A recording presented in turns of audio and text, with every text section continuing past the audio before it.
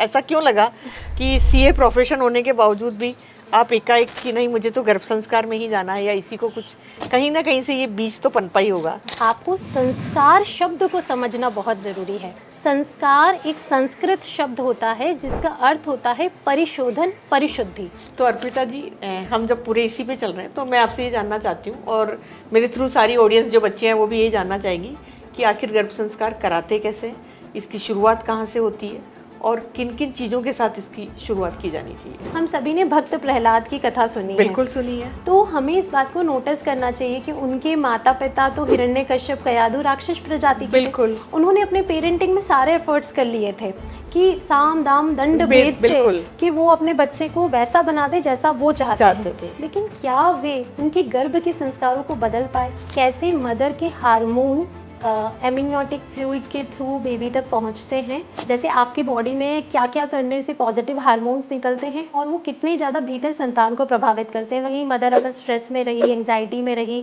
गुस्से में रही या बैड इन्वायरमेंट में रही तो कितना ज़्यादा वूम्ब को प्रभावित करेंगे। और यही सारी चीज़ें हमारे शास्त्रों में पहले से बताई गई है। फर्स्ट मंथ से ही, जब बच्चा तो सिर्फ बीज बन रहा है, उसी मंथ से कैसे जान लेगा कि उसके गर्भ संस्कार में या माँ के संस्कार उसमें कैसे आए?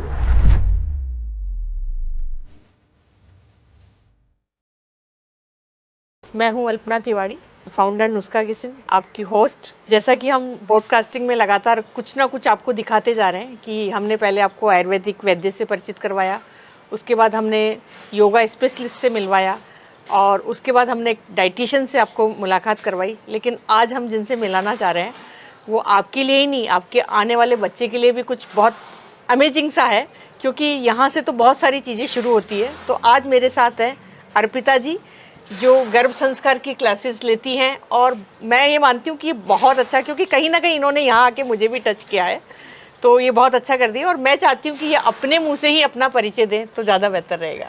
बहुत बहुत धन्यवाद आंटी।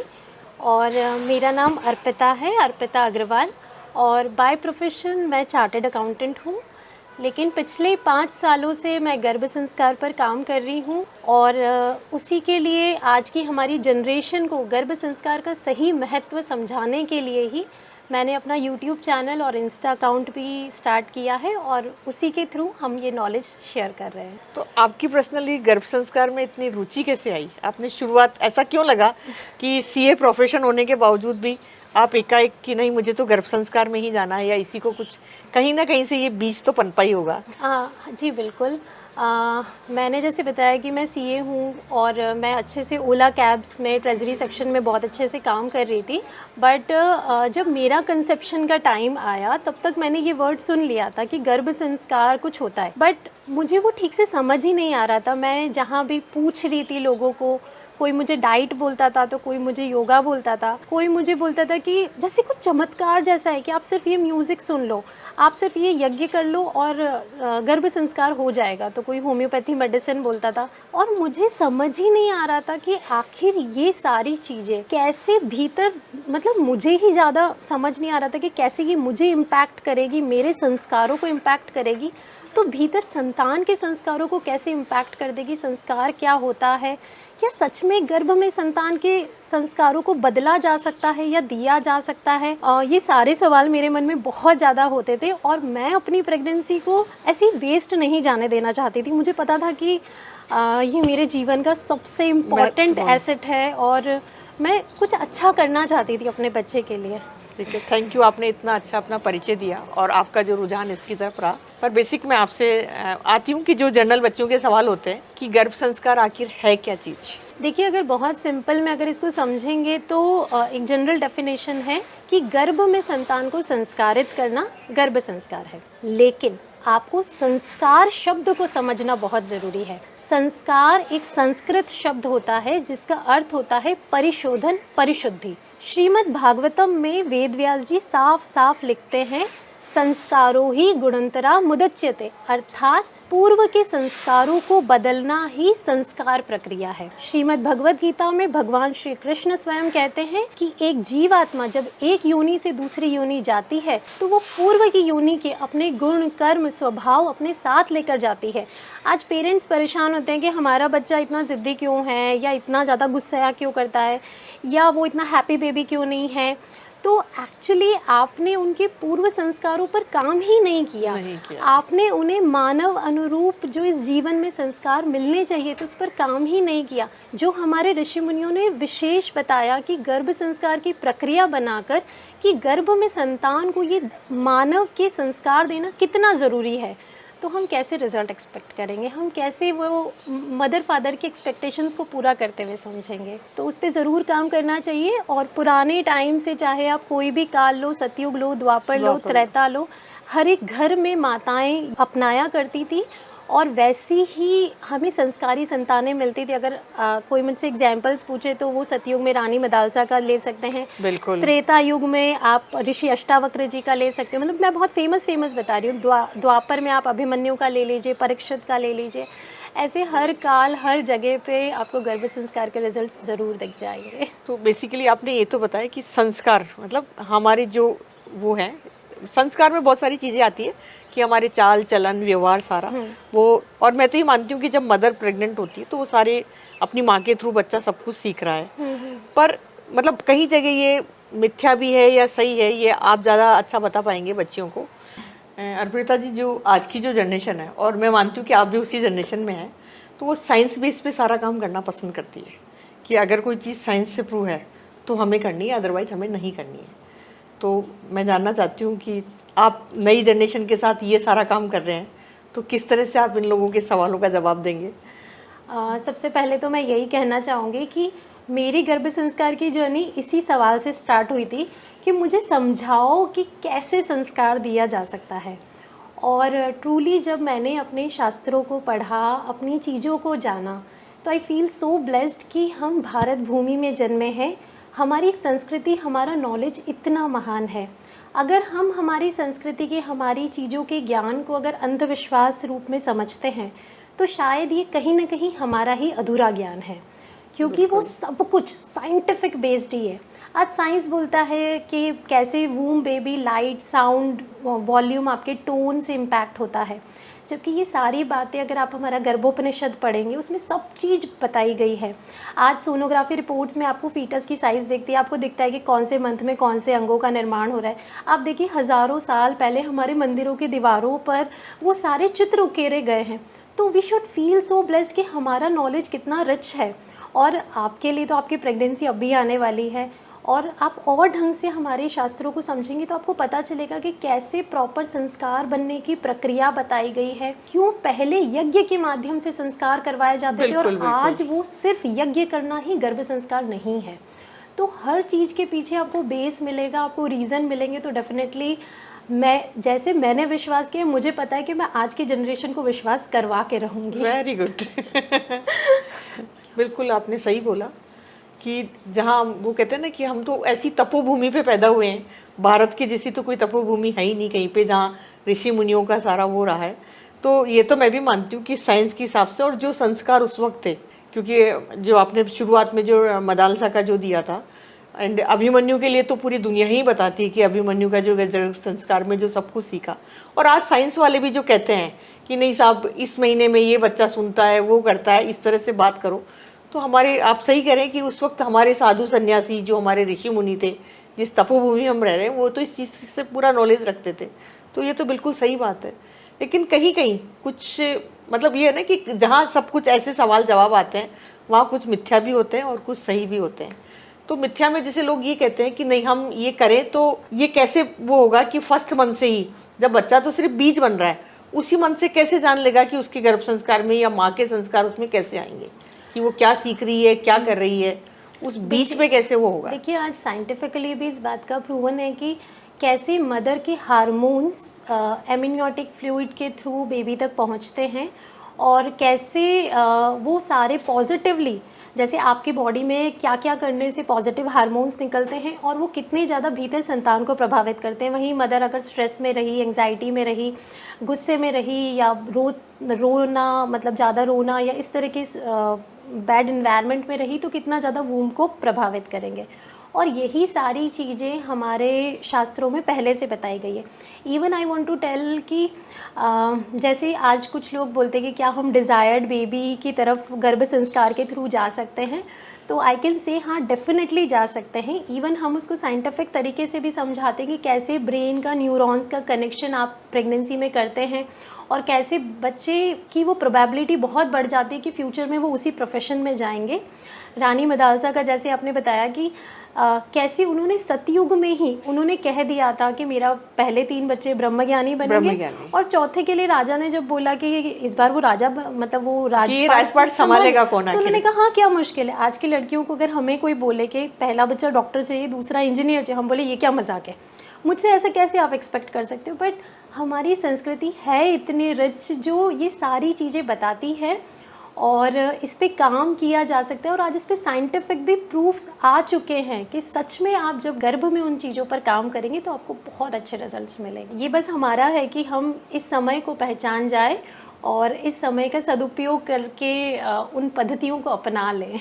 बिल्कुल बिल्कुल। तो अर्पिता जी, हम जब पूरे इसी पे चल रहे हैं तो मैं आपसे ये जानना चाहती हूँ और मेरे थ्रू सारी ऑडियंस जो बच्चे हैं वो भी यही जानना चाहेंगी कि आखिर गर्भ संस्कार कराते कैसे, इसकी शुरुआत कहाँ से होती है और किन किन चीज़ों के साथ इसकी शुरुआत की जानी चाहिए। देखिए सबसे पहले जब मैं इसकी शुरुआत पे बात करूं तो वैसे हमारे शास्त्रों में तो लिखा है कि माता पिता को जनरेशन टू जनरेशन इस नॉलेज को अपने बच्चों को ट्रांसफ़र करना चाहिए।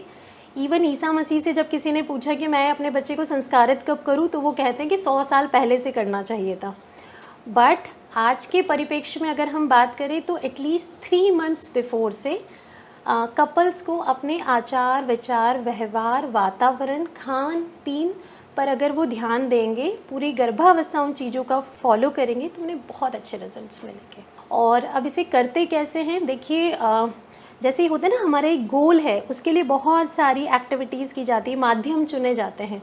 उसी तरह से जो हमारा संतान को संस्कारित करने का है तो उसका फिजिकल बॉडी बन रहा है, उसका मेंटल बॉडी बन रहा है, उसका इमोशनल बॉडी, उसका स्पिरिचुअल बॉडी, तो आपको उन सारी चीज़ों के लिए प्रयास करना है। आपको खान पीन की शुद्धता रखनी है, आपको अपने शरीर को स्वस्थ रखने के लिए प्रयास करना है, आपको योग प्राणायाम करना है, आपको विशेष मंत्रों का उच्चारण राग, ताकि आप अपने बॉडी के अंदर पॉजिटिव हार्मोन्स रिलीज कर पाए। और भी ऐसी बहुत सारी गतिविधियाँ जिन पर ध्यान देना चाहिए। पर सबसे महत्वपूर्ण जो मुझे लगती है वो लगती है कि माता पिता को अपने भावों पर काम करना है। देखिए जैसे बोला जाता है कि इस लोक से ऊपर भगवान तक हमारे सिर्फ भाव पहुंचते हैं, ना हमारी क्रिया पहुंचती है, ना हमारे सामान पहुंचते हैं। गर्भ में संतान आज उसी ईश्वरीय अंश के रूप में उतनी ही प्योरेस्ट फॉर्म में आपके अंदर है और आपको सबसे ज़्यादा उसी पर काम करना है, इस उद्देश्य के साथ कि आप अपने बच्चे के लिए कोई नई परिस्थिति नहीं बना सकते, हम हमारे बच्चे के लिए कोई नया इन्वायरमेंट नहीं बना सकते। आपको उसकी मन स्थिति पे काम करना है कि उसी सिचुएशन में वो किस तरह से रिएक्ट करेंगे, वो कैसे अपने लिए उसी इन्वायरमेंट में सही और गलत राह चूज़ करेंगे, वो डिफरेंट जहाँ उन्हें बहुत ज़्यादा अलग अलग चीज़ों के आकर्षण मिलेंगे उसमें भी वो खुद को बचा के सही राह पर चल पाए। इस पर काम करना है गर्भ संस्कार में। ये तो आपने हमसे सारी बातें शेयर की, पर अब मैं पर्सनली जानना चाहती हूँ कि आप अपने क्लाइंट के साथ, जो बच्ची आपसे जुड़ती है, उनके साथ किस तरह से इस गर्भ संस्कार की प्रक्रिया को करवाते हैं, क्या उनके रिव्यू होते हैं? जी सच में गर्भ संस्कार कोई वस्तु नहीं है, कोई चीज़ नहीं है जो किसी को कोई एक बार में दे दे। ये एक प्रोसेस है जिसके अंदर हम प्रेग्नेंट वुमेन की उनकी लाइफस्टाइल पर काम करते हैं, उनके एटीट्यूड, उनके बिहेवियर, उनके सुबह से रात तक के रूटीन, उनकी सोच। जैसे मेन होता है ना कि मैं कोई चीज़ नहीं खा रही हूँ लेकिन किसी ज़बरदस्ती में या फोर्स में नहीं खा रही हूँ, या ये सोच के नहीं खा रही हूँ कि नहीं मुझे खाना ही नहीं है। बिल्कुल। तो वो सारी चीज़ों पर काम किया जाता है प्रेग्नेंट हमारी क्लासेस के द्वारा।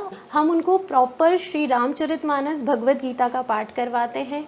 हमारे यहाँ पर मेन हमारे सत्संग होते हैं जिसके अंदर पुराणों में या अलग अलग लैंग्वेजेस, कोई गुजराती, कोई बंगाली, कोई मराठी, जो हिंदी में ट्रांसलेटेड भी नहीं है, वहाँ पर जो डीप गर्भ संस्कार का नॉलेज दिया गया है वो हम सत्संग के द्वारा करवाते हैं, वो नाम जप करवाते हैं, मेडिटेशंस करवाते हैं। उसके अलावा आज तक जो गर्भ संस्कार के हमारे पुराने प्रिंसिपल या साइंटिफिक प्रूफ जो आ चुके हैं, उस बेसिस पे जो प्रिंसिपल्स डिफाइंड हुए हैं, जो एक क्लियर थियोरी बन गई है कि हाँ प्रेग्नेंट वुमेन को ये करना चाहिए, उस पर काम होता है। योग क्लासेस चलती है।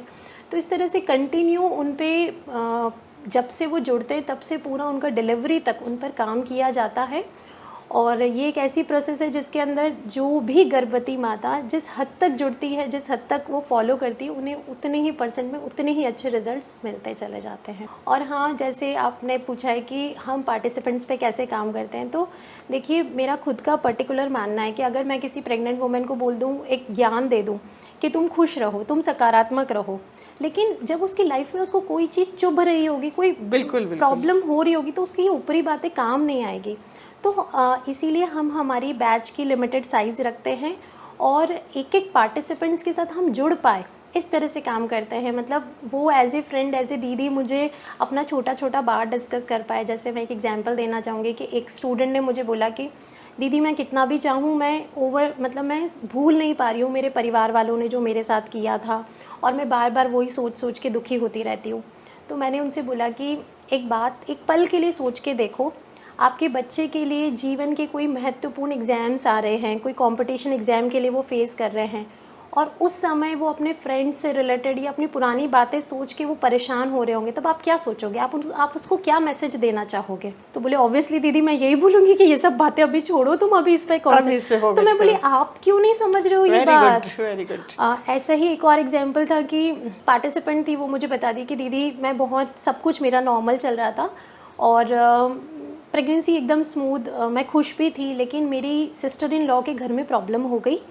वो किसी बात से नाराज़ होकर, मतलब वहाँ पे इतनी बड़ी प्रॉब्लम हो गई कि वो अपने पीहर मायके आ गई है हमारे, और अब पूरे टाइम घर में वही सारा डिस्कशन चलता है पूरा, मतलब हम लोग बहुत नेगेटिव हो चुके हैं सब लोग। तो दीदी मुझे बहुत बुरा लग रहा है, मैं क्या करूँ?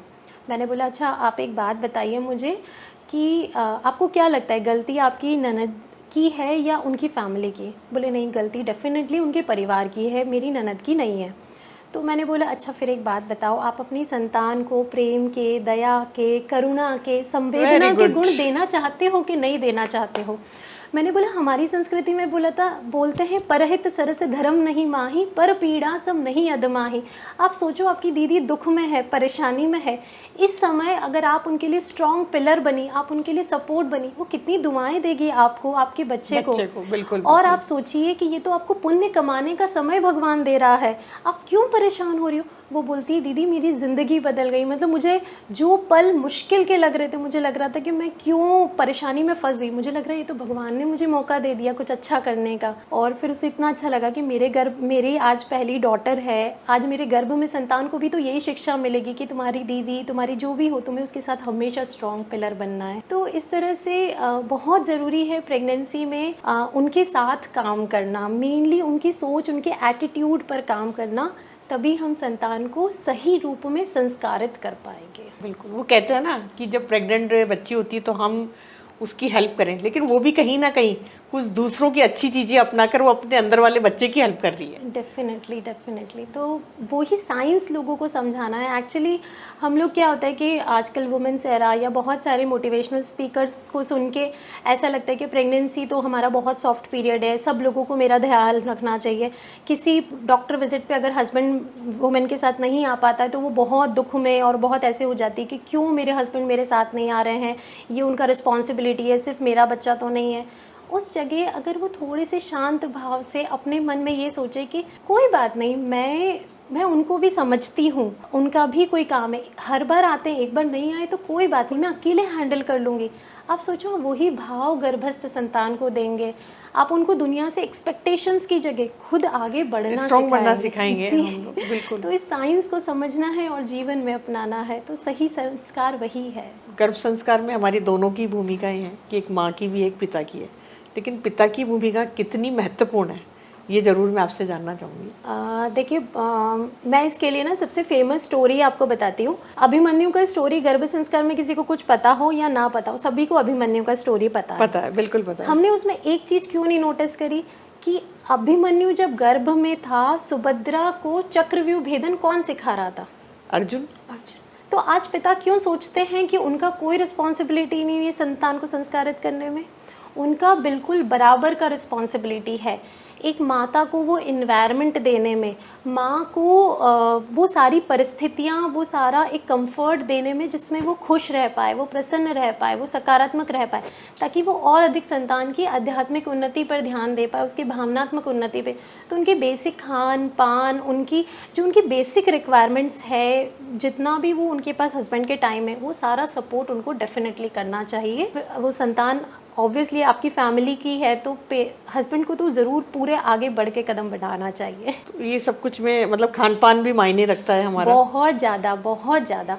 क्योंकि आप देखिए कि अगर आप और कुछ माने ना माने, एक फिज़िकल बॉडी तो बन ही रहा है, और गर्भ के बाहर आने के बाद कोई कैसे भी माता पिता हो, वो ये तो एक्सपेक्ट करेंगे कि मेरा बच्चा स्वस्थ हो, मतलब उनके सारे अंग में पूर्ण क्षमता हो।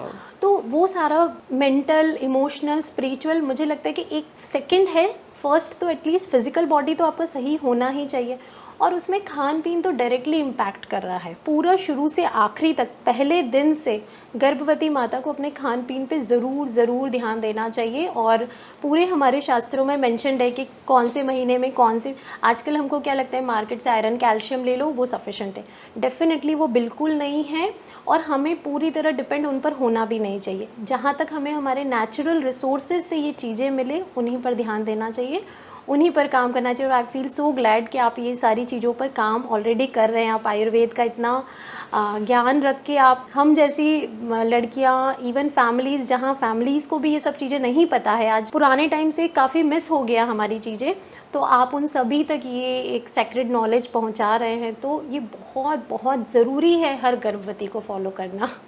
नहीं, वो तो जैसे हमारी संस्कृति में सिखाया जाता है कि जैसा होगा अन्न वैसा होगा मन। तो हम मतलब हमारा जो पर्टिकुलर यही रहता है कि हम उस अन्न को इस प्रोसेस से बनाएं, और इतनी शुद्धता और इतनी पवित्र आत्मा के लिए तैयार करते हैं हम, तो बहुत अच्छा ही होना चाहिए। ये तो एकदम सोने पे सुहागा हो गया। और खान पीन का मतलब बहुत इम्पोर्टेंस है, लेकिन मुझे लगता है कि खान पीन का मुझसे कई गुना ज़्यादा आप अच्छे से बता सकते हैं, क्योंकि आप आयुर्वेद का पूरा, मतलब मैंने जितना भी समझा है कि आप आयुर्वेद को इतना अच्छे से समझ के प्रेग्नेंट वुमेन के लिए पूरा तैयार कर रहे हैं। तो आप थोड़ा सा बता सकते हैं कि तीनों ट्राइमेस्टर में मेन किन चीज़ों का गर्भवती को ध्यान रखना चाहिए, और कैसे वो खाना उनके लिए उन्हें कितनी सारी परेशानियों से बचा देगा, या कितना लाभप्रद रहेगा। बिल्कुल, बहुत अच्छा सवाल है, क्योंकि हम लोग ने जैसे 3 ट्राइमेस्टर में अलग अलग किया हुआ है, और कुछ चीज़ें ऐसी है जो हम फर्स्ट से लेके पूरे 9 तक खिलाते हैं।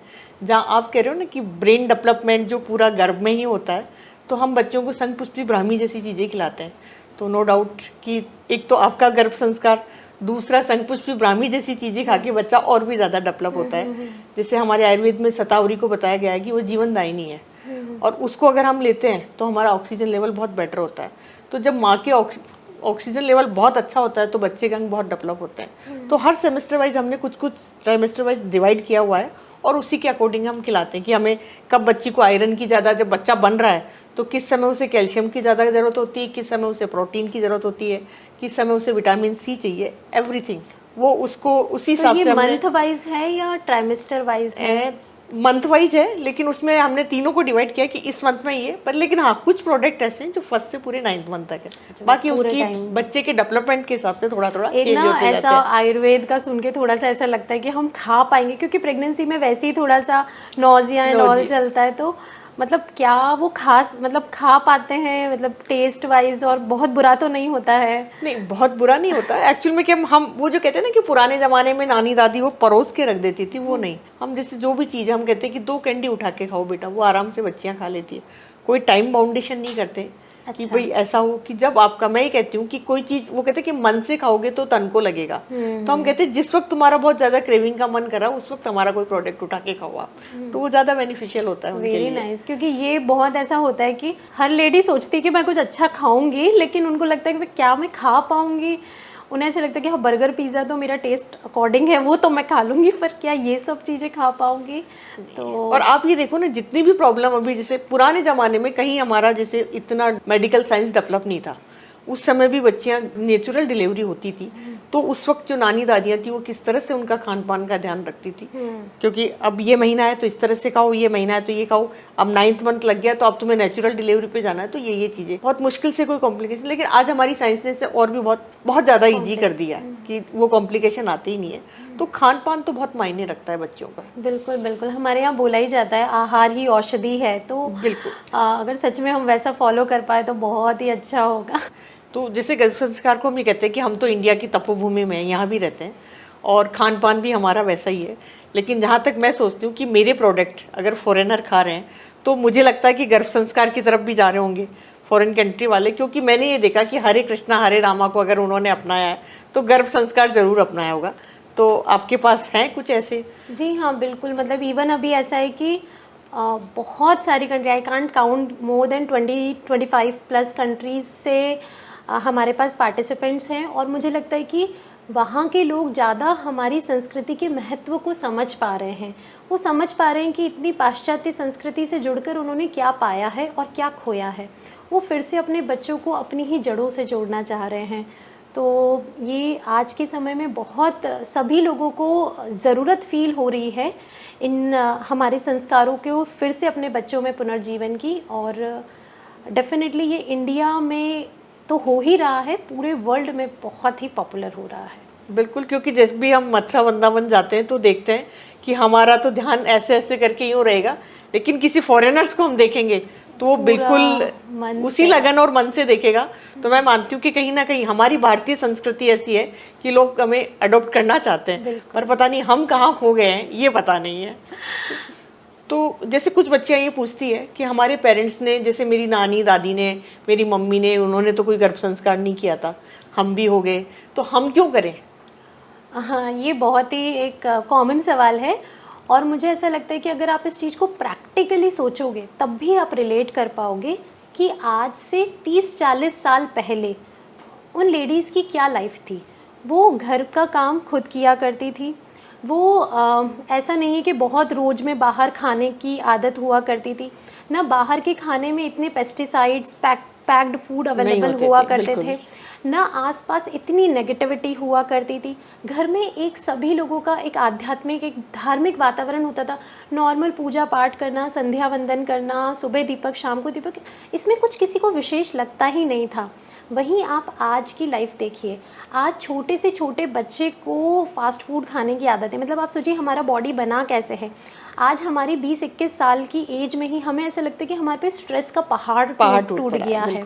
हम इतने ज़्यादा कॉम्पिटिटिव वर्ल्ड में जी रहे हैं, जहाँ आसपास इतना ज़्यादा रोज़ ईर्ष्या, द्वेष, गुस्से का सामना हम कर रहे हैं, और मोस्ट ऑफ द कपल्स अकेले रह रहे हैं, जहाँ उन्हें कहीं वो भावनात्मक और वो सपोर्ट ही नहीं मिल रहा। बिल्कुल। ऐसे केस में हम सोचे कि संतान को संस्कारित करने के लिए ठीक है, टाइम अनुसार जो होगा वो हो जाएगा, वो सही नहीं है। कलयुग का प्रभाव बढ़ रहा है। आपकी लाइफ जितनी इजीली निकल गई, आसान, वो ज़रूरी नहीं है कि उनकी लाइफ भी उतनी आसानी से निकल जाएगी। आपको उनके लिए कुछ स्पेशल एफर्ट्स ज़रूर करने पड़ेंगे। तो ये बहुत ज़रूरी है आज उसका महत्व समझना और उसको अपनाना, क्योंकि जो लोग इसको थोड़ा भी अपना रहे हैं उन्हें बचपन से ही बहुत ईजी, लाइक मुझे बहुत लोग बोलते हैं कि लाइक पहले मैंने भी सुना था कि पेरेंटिंग, जैसे प्रेगनेंसी फिर भी निकल जाता है, पेरेंटिंग इज़ नॉट ईजी। बिल्कुल। लेकिन हमें ये बात समझना होगा कि बच्चे की प्रकृति का निर्माण गर्भ में हो जाता है। जिन लोगों ने प्रकृति के निर्माण गर्भावस्था में कर लिया, ढंग से काम कर लिया, उनको पेरेंटिंग बहुत इजी लगती है, उनको फिर उस पर एक्स्ट्रा एफर्ट्स नहीं लगते। तो अगर लॉन्ग शायद इसका उदाहरण तो मैं दे सकती हूँ, क्योंकि मैं अपने टाइम में ये था कि मैं अपने टाइम में, मतलब जब यंग एज में थी, तो मैं चाहती थी कि मैं कोई बहुत अच्छी डांसर बनूँ, पर उस वक्त इतने साधन नहीं थे। लेकिन जब मेरी बच्ची गर्भ में आई तब मैं 3 महीने किसी को पता भी नहीं था कि मैं प्रेग्नेंट हूँ, और मैंने जम के डांस किया फाग में और इनमें, और मैं चाहती थी कि मेरी अगर कोई बेटी पैदा हो तो बहुत अच्छी डांसर बने। और नो डाउट आज मैं फ़ख्र से कह सकती हूँ कि मेरी बच्ची इंटरनेशनल डांसर है, बहुत अच्छी। बहुत ही अच्छी बात है, और ये बहुत ठीक है, वो क्लासिकली कथक डांसर है, बहुत अच्छी। और मैं सोचती हूँ कि जैसा आप चाहते हो, और कहीं ना कहीं मतलब मैं दोनों बच्चों को, मैं इस चीज़ से मैं आज सबके सामने कि मैंने कोई गर्भ संस्कार नहीं किया, लेकिन मैं रिलेट कर पा रही हूँ कि मुझे पेंटिंग का बहुत शौक था और मैं कुछ कुछ बनाती थी। आज मेरे बेटे में इतने अच्छे वो हैं कि वो स्केच इतने मस्ती से बनाता है, और उसको मैंने चलो बेटी को तो मैंने डांस फिर भी सिखाया प्रॉपर, बेटे को कभी मैंने नहीं सिखाया कि कैसे करना है, लेकिन वो प्रॉपर करता है। बहुत तो शायद माँ जो सोचती है वो बच्चे तक आता ही है। नहीं, जो हम बता दें कि ब्रेन की प्रोग्रामिंग होती तो कॉन्शियसली अनकॉन्शियसली सब तरीके से होती है, और आप इसके एकदम लाइव एग्जांपल है कि आपने किया और आपको इतने इतने अच्छे रिजल्ट्स मिले। सो बहुत ही अच्छा है। मैं यहाँ पर एक पुराणों का एग्जांपल भी देना चाहती हूँ।